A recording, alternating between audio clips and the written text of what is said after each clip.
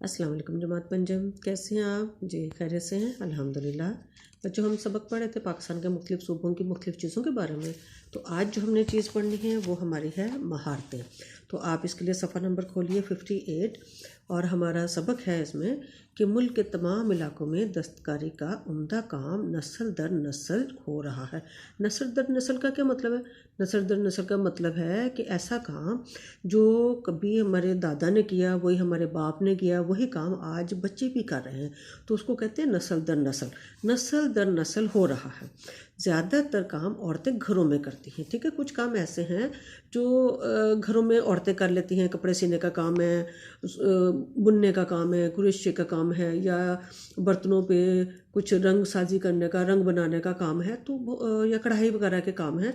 तो ऐसे काम औरतें घरों में कर लेती हैं। अच्छा, सिंध में लिबास पर शीशे लगाने का काम नहायत महारत से किया जाता है। सिंध में कौन सा काम होता है ज़्यादा? सिंध की मशहूर चीज़ें कौन कौन सी? एक तो ये कि सिंध में कौन सा काम होता है? सिंध में शीशे लगाने का काम नहायत महारत से किया जाता है। और दूसरे क्या है?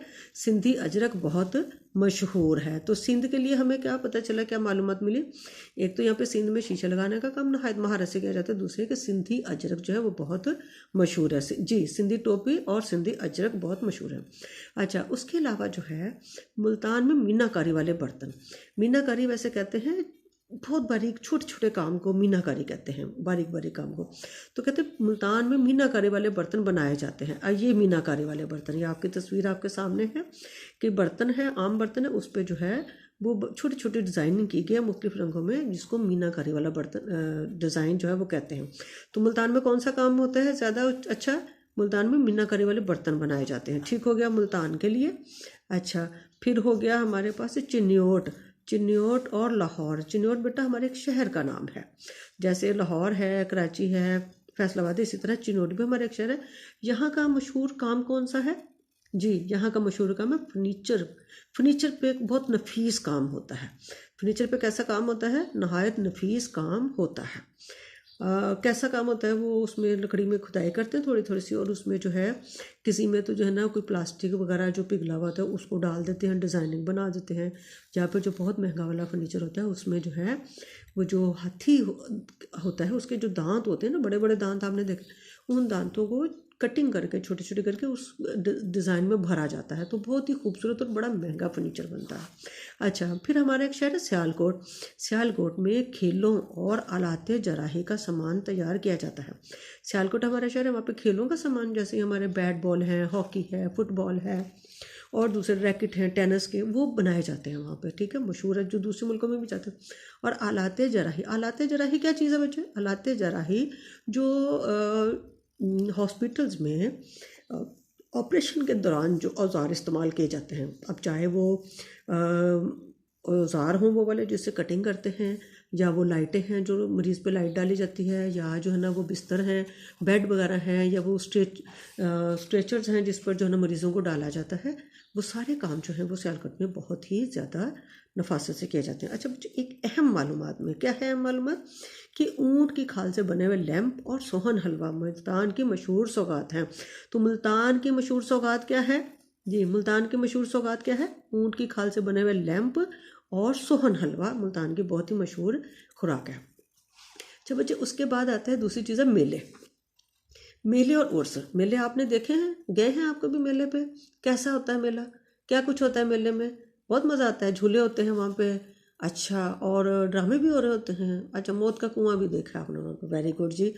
तो मेले और लगते, लेकिन ये मेले लगते क्यों हैं? क्यों लगाए जाते हैं? ये उर्स क्यों होते हैं? मेले क्यों होते हैं? अच्छा, तो आज हम आपको बताते हैं कि क्यों होते हैं। शहरों और देहातों में मौसमों के तब्दील होने के साथ साथ मेलों, उर्सों और नुमाइशों का इंतज़ाम किया जाता है। मतलब सर्दियों में जो ना घरों में बैठ के लोग दस्तकारियों के काम करते हैं, तो फिर जब मौसम थोड़ा चेंज होता है तो वो नुमाइश लगा देते हैं, तो उनके बिक जाते हैं वो, ठीक है।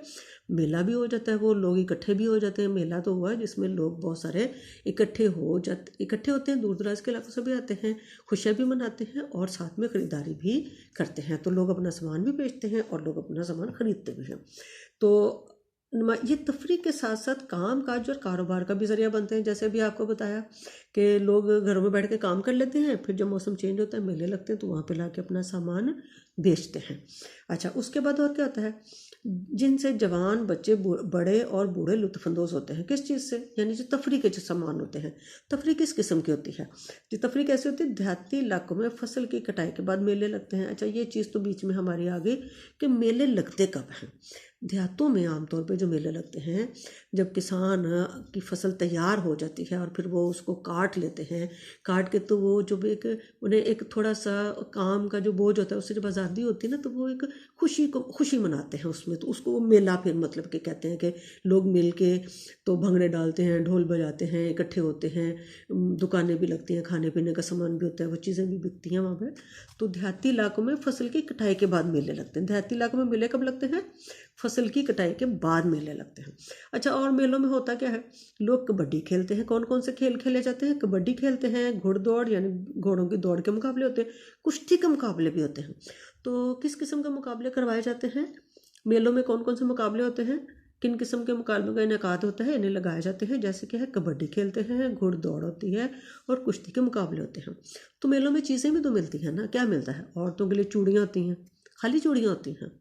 जी नहीं, चूड़ियों के अलावा कपड़े भी होते हैं, जूतियाँ भी होती हैं, लेकिन औरतें ज़्यादातर शौक से ना ज्वेलरी और चूड़ियाँ ही पसंद करती हैं, तो वो खरीदते हैं। बच्चों के लिए तफरीह के लिए पंघोड़े होते हैं वहाँ पे, देखा ना, झूले होते हैं। आप कहीं पे भी मेले में चले जाएं या किसी पार्क में चले जाएं, झूले लाजमी होते हैं, बच्चे झूला झूल रहे होते हैं, ठीक है ना। तो ये चीज़ें मेलों का अहम हिस्सा होती हैं। लोग खुशियाँ मनाते हैं, ये तमाम त्यौहार हमारी सकाफत का हिस्सा हैं। अच्छा, यहाँ पे हमारे पास जो है अहम मालूमात में ना पाकिस्तान के कुछ मशहूर उर्स दिए हुए। क्या दिया हुआ है? उर्स।